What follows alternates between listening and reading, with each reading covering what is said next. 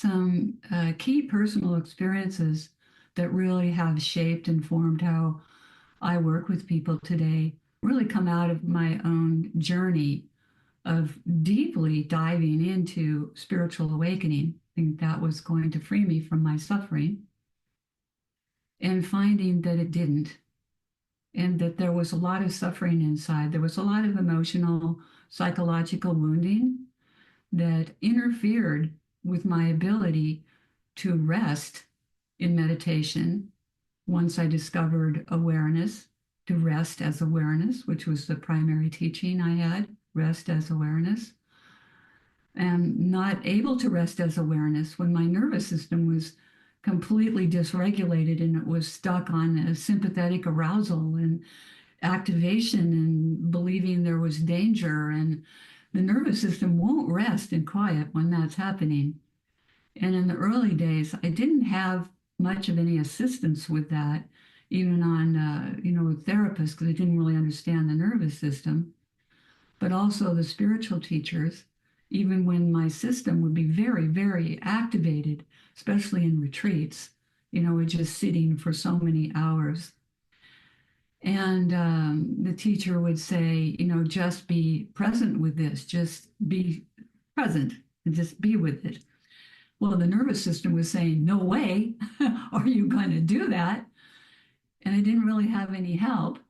And the instruction was uh, given in the retreats to not attend to people if they were really activated or crying or really going through something big, to leave them alone and to let them work through that themselves.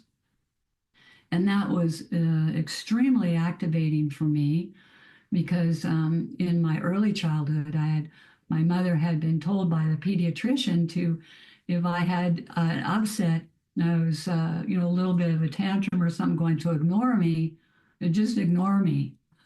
So they did a lot of ignoring me when I was upset. And so that was a conditioning in me, that was a trigger in me.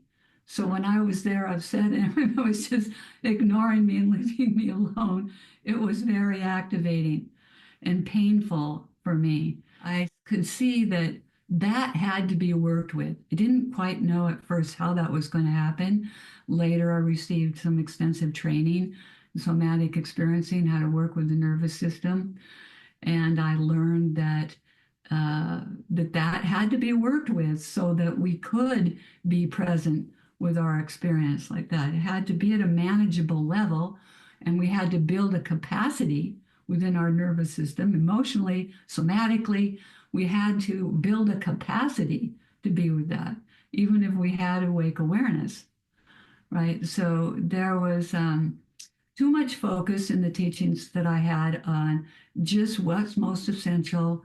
Let's go to that, keep going to that, just be with the awareness, go be with where the disturbance is not, that kind of thing, which to me felt like a bypass.